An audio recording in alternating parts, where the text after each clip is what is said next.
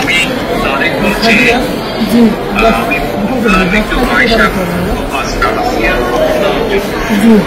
আসিয়ার শরীর কেমন আছে এখন? ভালো না, রক্ত ব্লাড দিচ্ছে, ব্লাড দিচ্ছে। আচ্ছা আচ্ছা আচ্ছা আচ্ছা।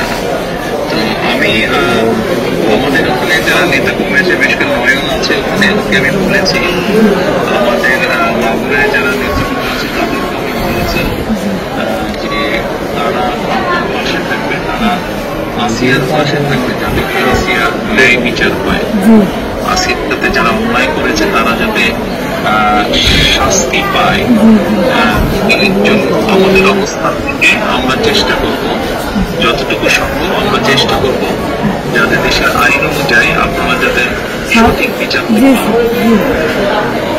এবং একই সাথে আমি নয়নকে বলেছি যে আসিয়ার জন্য চিকিৎসার জন্য যেসব ব্যবস্থা নেওয়া সম্ভব সেই সব ব্যবস্থাগুলো আমরা চেষ্টা করবো আমাদের দলের অবস্থান থেকে। না, ওই নয়নবার খুব করেছে আমার জন্য।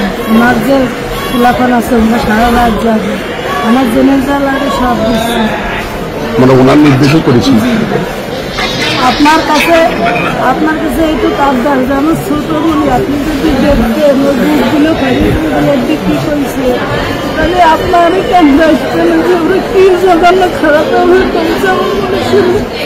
আপনাদের কাছে এইটুকু অনুরোধ যে আমার শাস্তি তো দেবেনি, আমি আমার দিকে মনে ক্ষতি করেছে ওরা, এইটুকু আপনাদের কাছে আবদার থাকবে, এইটুকু সব দিলাম আমি।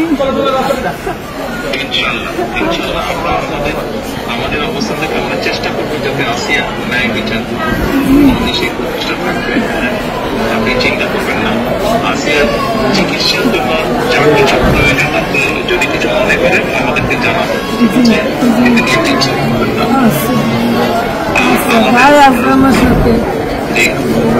আমাদের লোকজন সবাই নেতারা আপনার পাশে, আসিয়ার পাশে তারা থাকবে।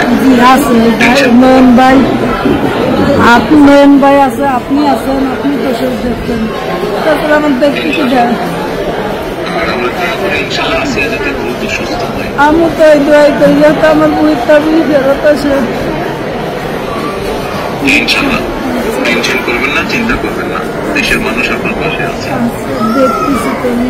আচ্ছা আচ্ছা বলুন। আর দোয়া করবেন, ইনশাল্লাহ দোয়া করি, ভালো থাকেন। আসসালামু আলাইকুম। জি স্যার, আসসালামু আলাইকুম স্যার। আসসালামু আলাইকুম। কার সাথে কথা বললেন?